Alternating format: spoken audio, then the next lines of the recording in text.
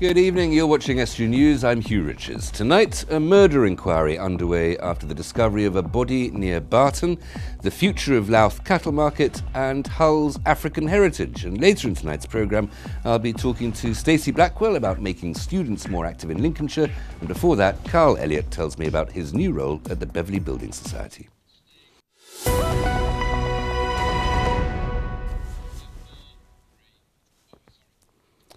A woman's body was found earlier today beside the A15 southbound near the Barton Slip Road. The area was cordoned off by police, interrupting traffic flow. A 42-year-old man has been arrested as part of a murder investigation. The victim has yet to be identified. We'll bring you more on that story as it develops. A 16-year-old girl appeared in Grimsby Magistrates Court today after a stabbing at Winterton Community Academy near Scunthorpe on Monday.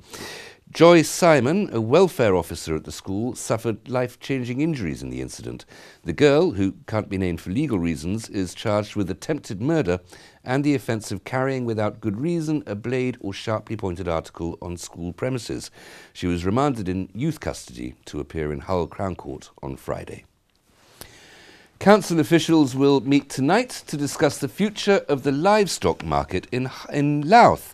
The market has been a cornerstone of the town since the 16th century, since when it's been a legal obligation on the council. Councillors will consider a number of options following a public consultation. The MP for Louth and Horncastle, Victoria Atkins, for the Conservatives, is expected to attend, along with members of the public. She says the market must be saved to preserve its historic status.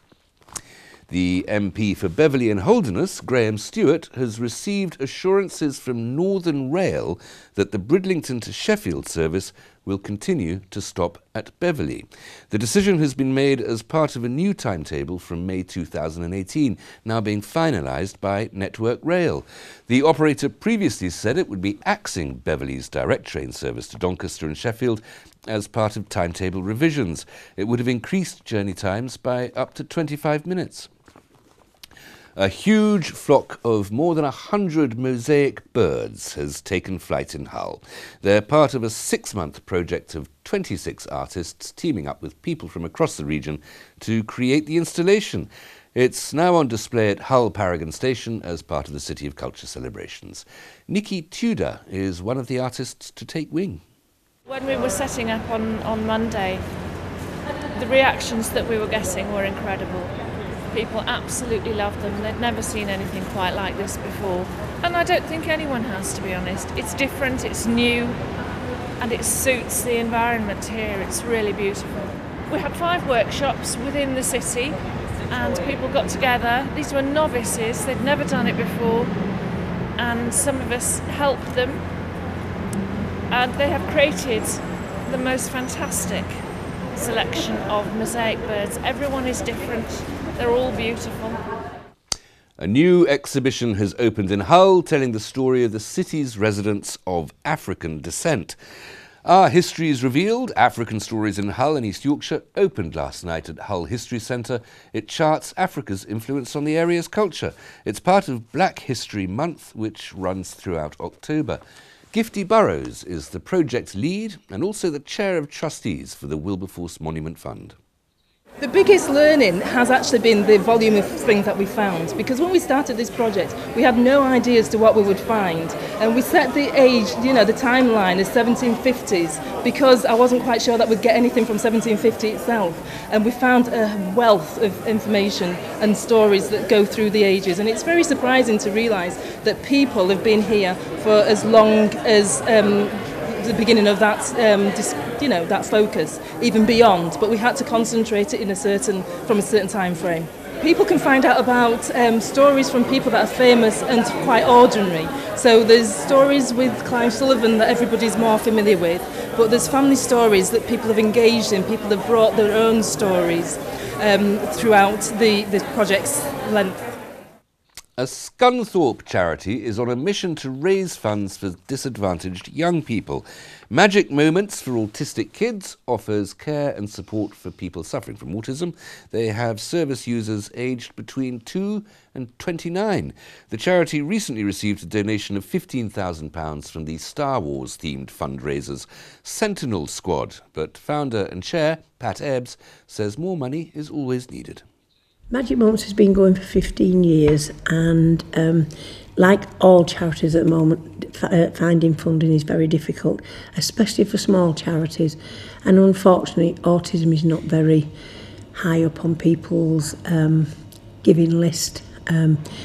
Scunthorpe is fantastic with Magic Moments. I cannot thank them enough. They come to all our do's. This place is packed when we have something going. But there's a lot of charities that need money out there. We're not the only ones. We're trying very hard to get money together to train our young people so that they are able to go to work. We have a very varied, our children are from 2 to 29, and so we have to provide services that cover all those young people. I do enjoy it. It's really nice. I enjoy working for Magic Moments and being part of the charity. I enjoy coming every day, doing different activities, going out on trips with Magic Moments. I just love it all, what we do. Don't ever be frightened of coming in here. If anybody is, especially if they're just diagnosed and they're frightened and they're scared, if there's anything we can do to help, just come in. And there is Lisa in particular, she's just out at the moment, but Lisa is our centre manager and she is absolutely amazing. She's got 3 children with disabilities and she's my daughter and she's amazing. But she is one of the kindest people I know, and nothing is too much trouble for her ever. Nothing is too much trouble for her. But then, on saying that, nothing is too much trouble for anybody in this charity. Everybody works together to make our children's lives as easy and as good as possible.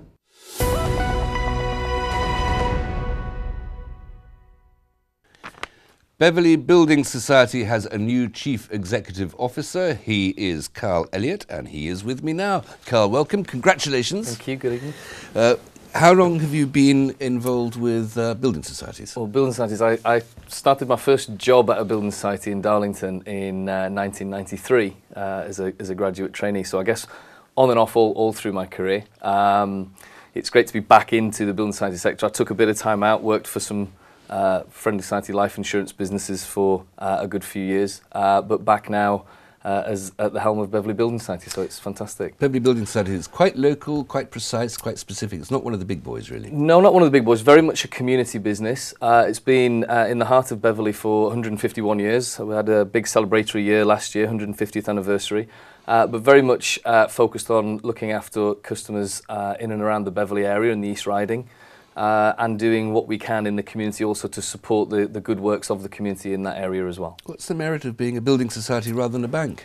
I guess ultimately building societies are owned by their customers, their members. There are not shareholders to pay, and we therefore take a bit more of a longer term view. We try to put that extra effort into our customer care because our owners are our customers, and ultimately try to make sure that we do what is right by our customers over the long term.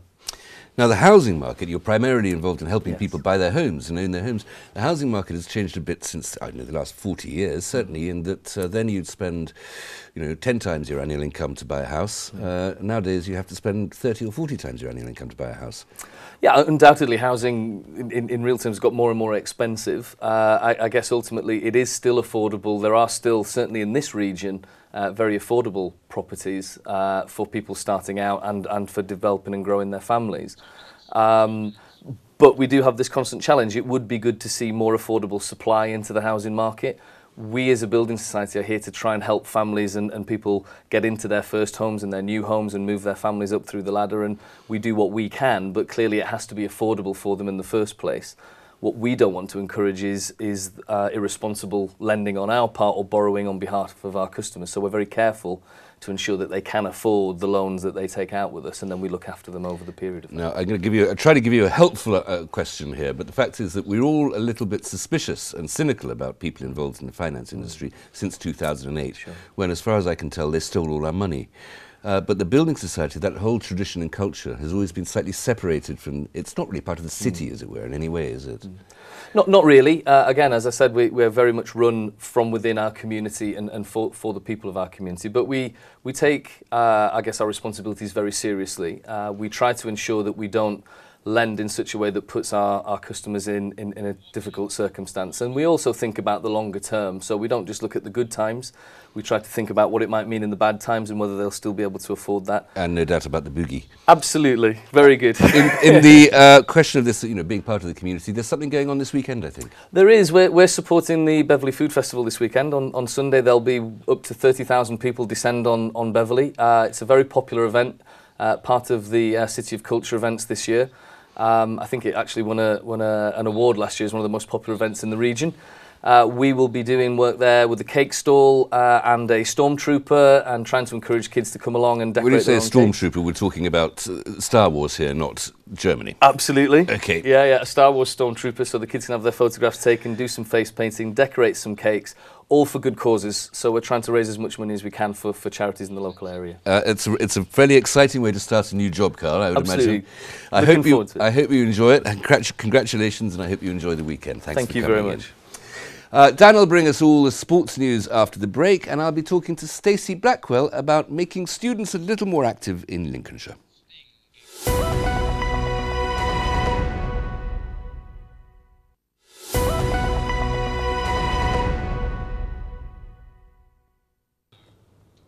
Welcome back. You're watching Estuary News. Still to come tonight, Dan brings us a roundup of all the latest sporting action, and I'll be talking to Stacy Blackwell about getting students a little more active in Lincolnshire.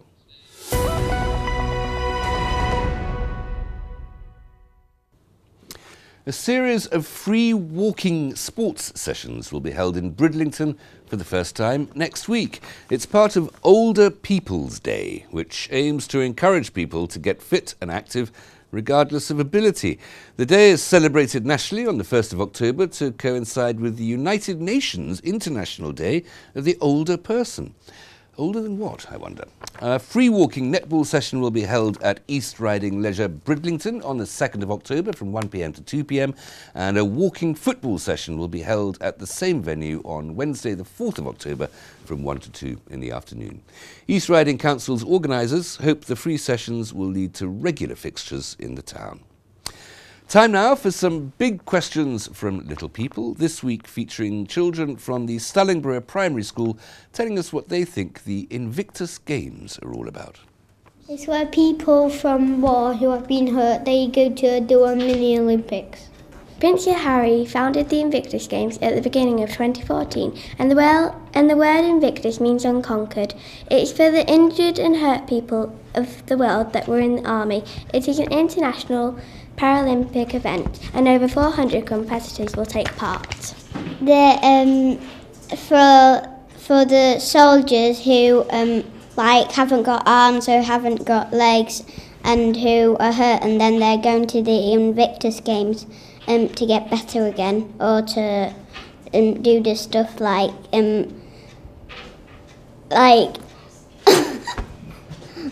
stuff like that. It's all about soldiers in the war who've been injured and they want to do sports, and it's a little bit like the Paralympics. They are for the people who are from the armed services who have been injured, and they are doing sports to show that they can still carry on. It's a sports for the people who are injured in armed forces, and they've been injured or wounded in some sort of way. Well, it's basically the Olympics for the injured soldiers. It's like the Paralympics, but for injured, sick or wounded people that have and are in the armed forces.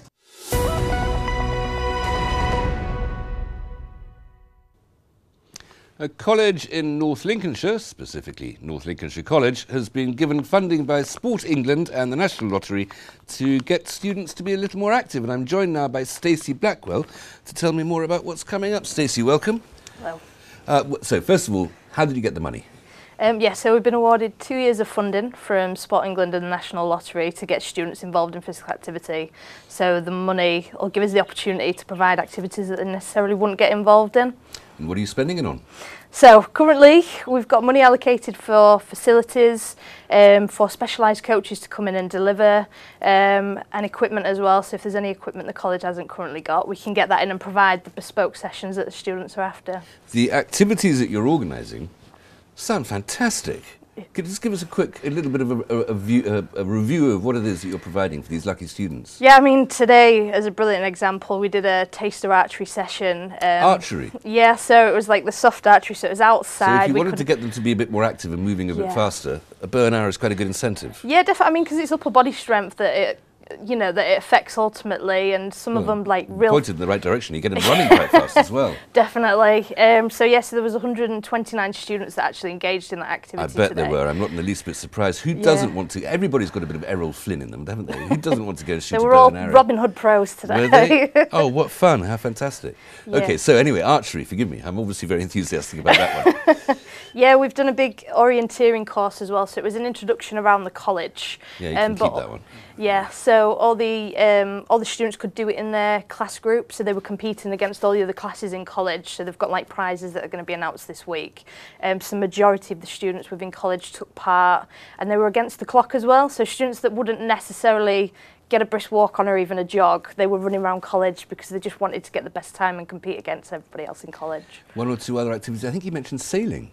Yeah, so we're looking at using external clubs, so there's been mention about canoeing and sailing, so getting students out because that's something that they probably haven't tried before and they're really keen for it.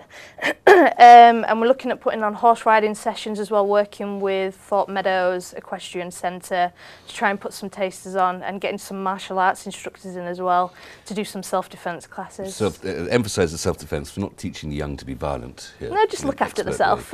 I noticed there's also sort of some of the equipment, some of the kit you've got, it's a knockout style. Yeah, so today we did, as part of the Freshers' Fair, we did get the wipeout in, which was really fun, and the bungee run. So again, students that probably wouldn't necessarily run, they got on there and they had an absolute ball, really enjoyed it. Everything you've I'm a completely unsporty man, and everything you've mentioned I'd really love to do, apart from the orienteering. Everything else sounds absolutely fantastic. I suppose the point is that this isn't just another sports session, another PE lesson or another games afternoon. No, definitely. So what we want to do on this project is we want to give the students the freedom of choice and to speak out about what activities they want to do, rather than the PE approach, this is the curriculum, this is what you need to do. Lots of whistles. Exactly. I'm actually going into the groups, finding out what it is that they would like to do and kind of putting that in place so they can do it. So the longer outcome is if they go horse riding, it could be, if they really enjoy it, it could be that it's something that they continue on outside of college and in the future, so it's getting them physically active and continuing with Why is it necessary? It's a further education college, these are people from 16 to 18 years old. Why is it necessary to provide something to get them to move around a bit and keep fit? So we find the drop-off rate, as soon as the students leave school from PE, they go to college, so they're making their own choices ultimately. If they didn't enjoy PE, then this is the option where they can kind of drop out and think, well, I don't need to do it anymore. So we've only really got the sports students that are kind of continuing. Yeah. So we're at that key stage where, especially in females, they tend to drop out. So we want to encourage them to be involved in any sort of physical activity and sport and kind of increase those stats, really. But it's not the sport. You can get the physical activity without the sport. That's So I mean, physical activity, there's a change on it completely now. So going for a brisk walk for 40 minutes to an hour is probably more than the students would do in one go. So and you'll be fitter and feel better, definitely. And it's good for the mental health as well. Yeah, so there's a key focus on that as well. There's a lot of anxiety and things through the teenage years, and actually physical activity can contribute Stacey, towards I am that. so envious of your students doing the archery. Thank you so much for coming in. No worries, thanks. Talking of non-sports, here's Dan with all the sports news.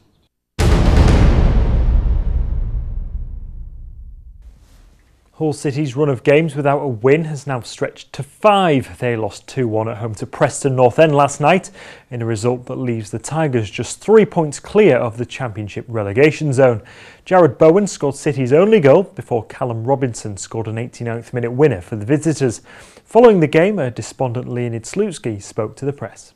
We tried playing attack all second half. We equalized results. We had some clear chances, but against we conceded the goal in the last minutes. And of course, in this situation, possible to lose confidence because everybody is frustrated now, and very difficult, really very difficult, because each match very close. In each match we have chances to win, but we can't. Elsewhere, Scunthorpe United drew 0-0 on the road at Gillingham. Following the game, manager Graham Alexander admitted his frustration at not picking up 3 points, but the result saw the Iron register their 7th clean sheet in 8 games. The draw also means they picked up 7 points from a possible 9, leaving them 5th in League One. Grimsby Town came from behind twice to draw at home to Colchester United. A late penalty from substitute Sam Jones rescued the Mariners a point after JJ Hooper's initial equaliser in the first half. It was Colchester's first away point of the season. Rugby now, and Lee Radford has named his 19-man squad for Friday night's Super League semi-final at Headingley. He's made one change with Steve Michaels dropped out to be replaced by Jordan Thompson. Super League Team of the Year duo Mahe Fanua and Albert Kelly are both named. And finally, cricket. The Ashes squad has been named today for England's winter tour down under. Yorkshire trio Joe Root, Johnny Bairstow and Gary Ballance have all been named as part of the 16-strong party. And that's all for the sport.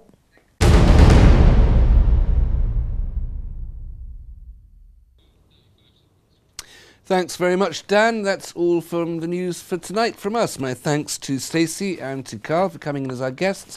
If you've a news story, we'd very much like to hear it. Please visit our Facebook or Twitter pages, email news@estuary.tv or phone Grimsby 01472 31553, or you can write to us the old-fashioned way. Put pen to paper to Estuary TV, Nuns Corner, Laceby Road, Grimsby, North East Lincolnshire, DN 34 5BQ. All communication really very, very welcome. Until tomorrow, thanks for watching. Good evening.